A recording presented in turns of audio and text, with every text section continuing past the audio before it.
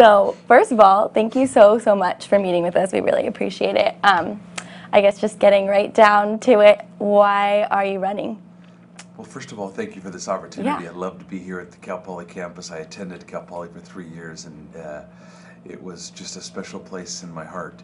I'm running for Congress because I think America's at a crossroads, and I want to make sure that that American dream that I'm living today, because I'm the son of immigrant field workers who came to America with only the shirt on their back, but had something that had infinite value, which was their values: hard work, personal responsibility, and integrity. I feel like that's going away, and that opportunity is no longer there for the next generation. And I want to go back to Congress, and I want to put my experiences as a small family business owner, as a family man, as a local government person, as a state legislative experience, and I actually have executive branch experience to put it to work back in Washington, to bring people together to make our country work again. Okay, great. That kind of brought me to one of my questions. So you've had quite an interesting background and to where you got today. I mean, you've taken a lot of steps to get there. Can you sort of talk about that experience, how you got to where you are today? Well, yes. In 1993, I was at Cal Poly, and not in 1993 was at Cal Poly. In 1993, out on the farm, I decided that, you know what, I want to get involved in public service. I didn't think government was there to do what it said it was going to do. You know, during the campaigns, everybody promises everything. And I said to myself, you know what, I'm going to run for office. And I got involved. And I couldn't get a building permit in Santa Maria. And I got involved, and here I am. Obviously, I started at a very young age. I was 24 years old. I was a city council member in the city of Santa Maria. And then I became the mayor and then a member of the legislature. But that's how I got involved in government. It wasn't on my list. It wasn't on my mind. It's just something triggered it, and I got to share something with you. I love public service, and I love helping people, especially people that can't help themselves. So what are some of the things that you want to bring to Congress? I want to bring 3 things that are important in Congress. We need to bring people that are open-minded, people that are pragmatic, and people that are reasonable.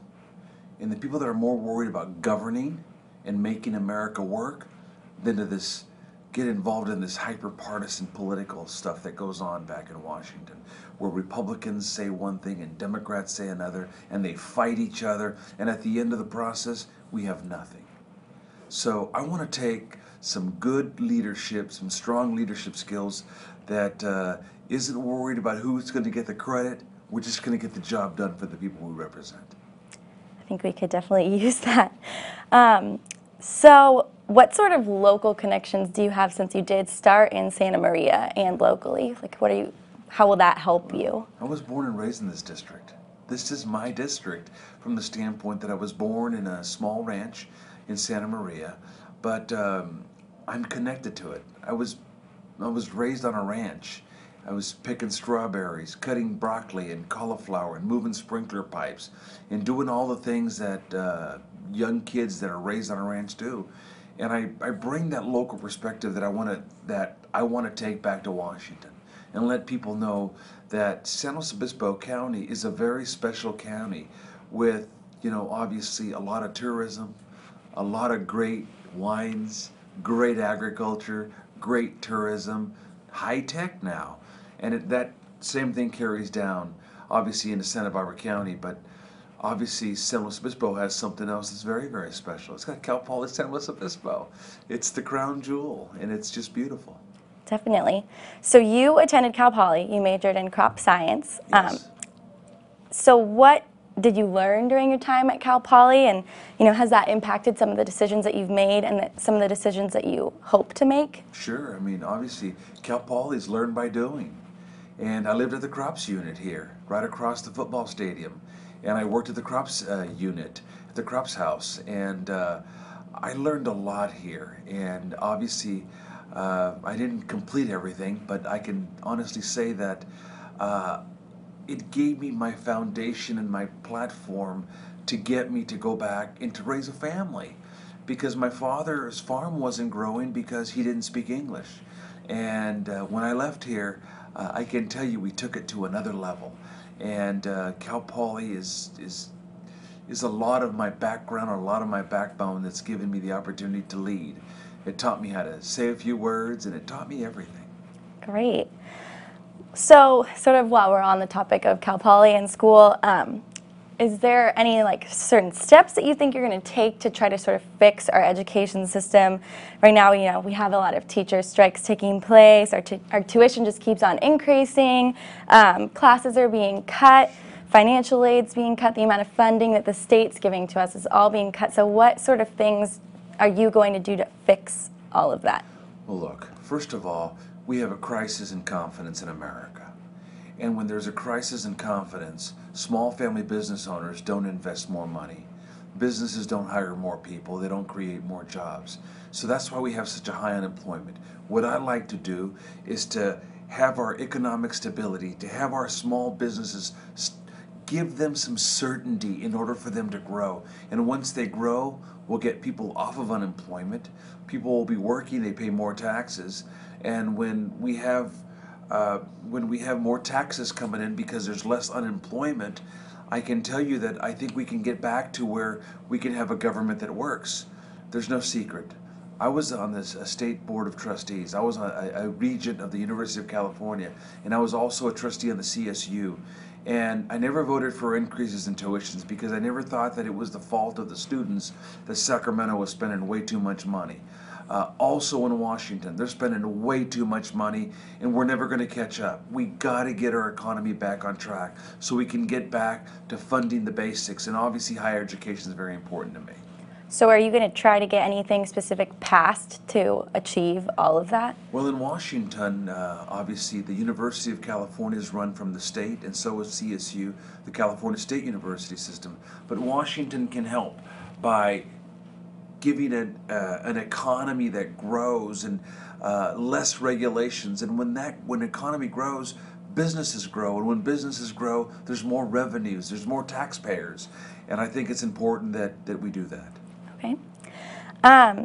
What do you think about the current CSU presidential salaries? I know they're extremely high, and President Armstrong's obviously kind of received some criticism because we're increasing tuition and people kind of want to see where the balance is, if he's making any sacrifices too. What is your stance on all of that? There's no secret. If you're a student and you see what the president makes on a salary basis, not only at Cal Poly, but on a statewide basis, and then you see that they're raising the tuition, it's not a happy moment for students. I wasn't happy either.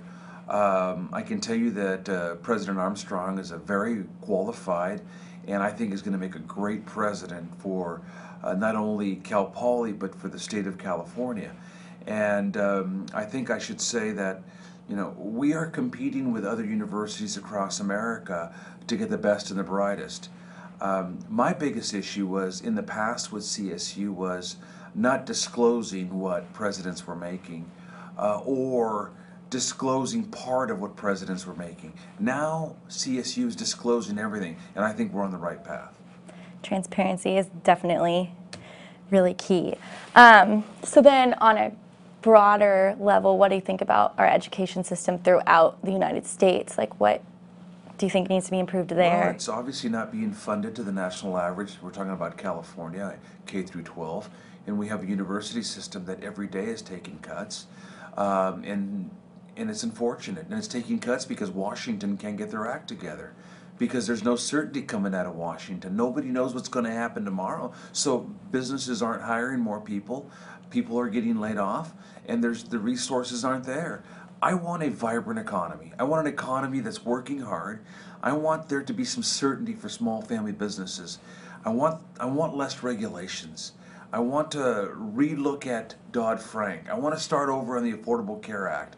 I want to put some certainty into the system so we can start creating more jobs, and creating more jobs will create a better atmosphere so there's more funding for CSU and UC and of course K through 12. Great. So California obviously has the largest market for agriculture in the United States. Do you think that will play a role in your potential role too? Well, listen, I'm a Californian, and I love California. I don't think there's a better state in the nation than California. I was born and raised here. And, you know, I'm going back to Washington to make sure that the people of California get their fair share. Right now, we're a donor state. California receives, I think, 75 cents of every dollar we send to Washington. We need to make sure that California is getting its fair share. And we need a little less hyper partisanship. We need people that are willing to go back there, work together, and govern. Because right now it seems like Washington's ungovernable because politicians don't want to make the tough decisions to govern. I'm not that person. I'm going back there to work in a bipartisan way and to govern and to move our great state forward. Okay. Let's see. So going again back to like a broader scope, what's your stance on the healthcare system? I know you sort of just mentioned you were talking to the medical association here. I know that there's a lot of people that are uninsured, and I want to make sure we put something in place, a healthcare system in place that insures more people. But I don't support the Affordable Care Act because the way they did it was wrong. They just rammed it through the House of Representatives. They rammed it through the Senate, and the president signed it immediately. They didn't even read the bill. I mean, there was politicians that said, you know, let's just pass it and we'll look at it later. Some politicians said, you know what? It's a gamble, and who knows what's going to happen. Bottom line, we need to start over. And we need to start over in a bipartisan way. There are some good things in the Affordable Care Act that we can look at, like the preconditions, you know, extending for young children on their families' policies. But the way they did it, they said, no, we're just going to throw everything into one pot and we're going to pass it through.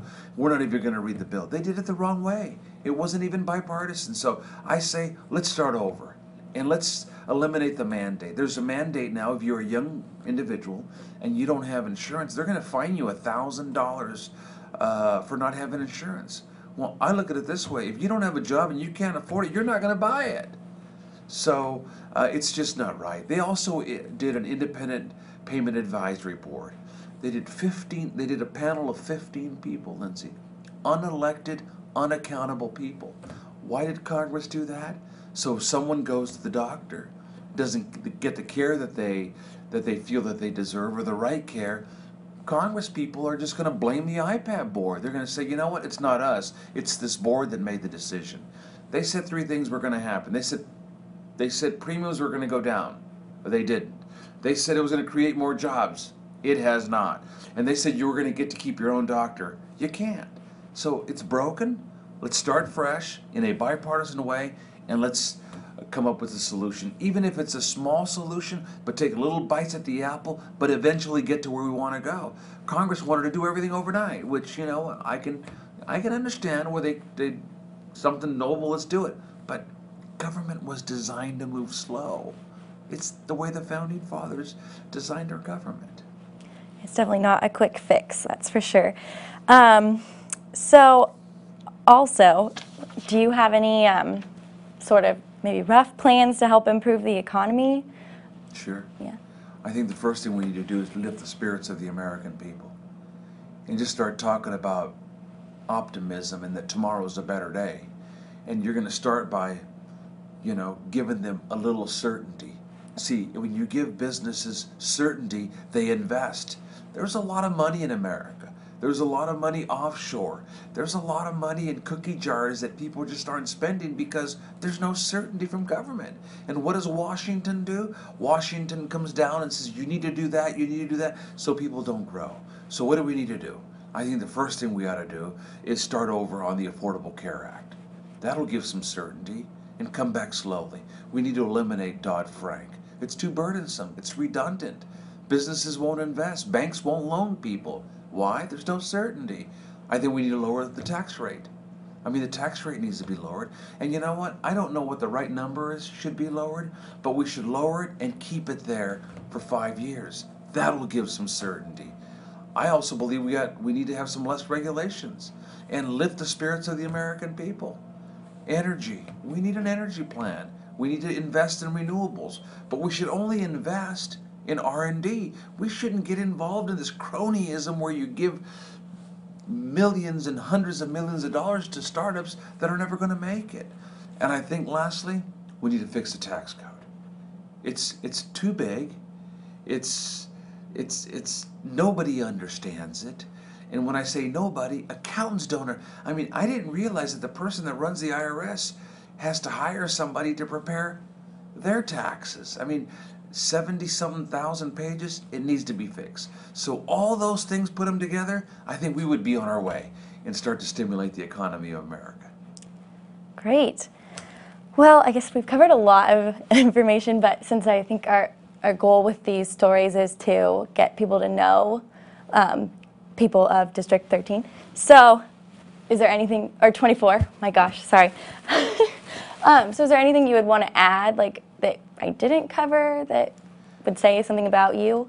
No, Lindsay, I think I would hope that people would go out there and read the voter guides and get involved, find out who they're really supporting.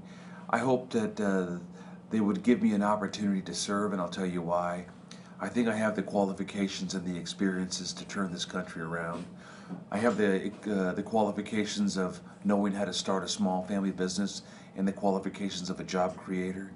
I have local government experience. I've been at the ground level. I also have state legislative experience. I know what it is in the legislature, and I also have executive branch experience. But there's something else I also have. I've never forgotten where I come from. I come from the fields of California. Those are humble fields, humble beginnings. I'll never forget where I come from. I'll never forget who put me in office. That's the great people of California. And last but not least, I'll never forget whose money government spends. It's the people's money, not the politicians. So as I go on this journey of what we call a job application of running for Congress, I hope that the people will look at me and say, you know what, we do need a new direction in Washington. We need to get on the right track. Let's get some fresh, young blood to go over there and work hard for America. I hope they give me an opportunity. Great. Thank you so much. I really appreciate it. Thank you.